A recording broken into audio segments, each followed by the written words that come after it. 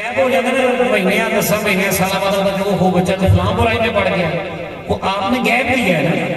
تو نبی کریم صلی اللہ علیہ وسلم بچوں کو سمجھایا کرتے تھے، فرمایا ما نحل والد ولدا من نحل افضل من ادب حسن، باپ نے بچوں کو جو بھی تحفے دیے ان تحفوں میں سب سے فضیلت والا تحفہ اچھے آداب ہے۔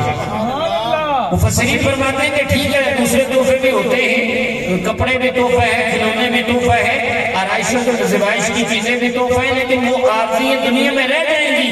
اچھے آداب، ایتھکس، ایٹیکیٹس نبی کریم صلی اللہ علیہ وسلم کی سنت کے مطابق وہ ایسے ہیں کہ دنیا میں بھی فائدہ دیں گے، آخرت میں بھی فائدہ دیں گے۔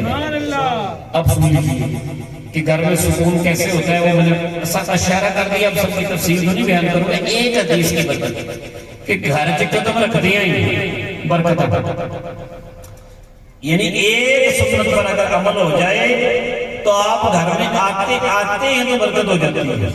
فرمایا یا بنی اذا دخلت علی اہلک فسلم یکون برکتا علیک وعلی اہل بیتک۔ اے پیارے بیٹے، نصیحت کرنے کے لیے الفاظ دیکھیے، یا بنی، اے پیارے بیٹے، جب تو اپنے گھر والوں کے پاس آئے نا تو سلام کہا کر۔ تو جب سلام کہے گا تجھے بھی برکت ملے گی، تیرے گھر والوں کو بھی برکت مل جائے گی۔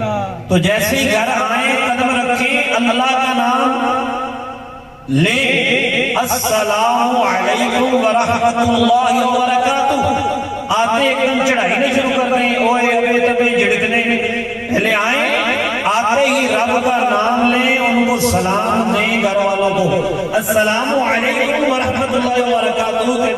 نبی کریم صلی اللہ علیہ وسلم فرما رہے ہیں برکتیں تجھے بھی ملے گی، گھر والوں کو بھی۔ تو جس گھر میں رہتے ہوئے، جس مکان میں رہتے ہوئے صرف سلام سے اتنی برکتیں ملیں گی، اس گھر میں اگر نبی کریم پر سلام پڑھا جائے، اس گھر میں اگر باقاعدہ نماز پڑھی جائے، اللہ کا ذکر کیا جائے، شریعت کے مطابق زندگی گزر جائے، تو کتنی برکتیں ہوں گی۔ ہم اللہ تعالیٰ سے دعا کرتے ہیں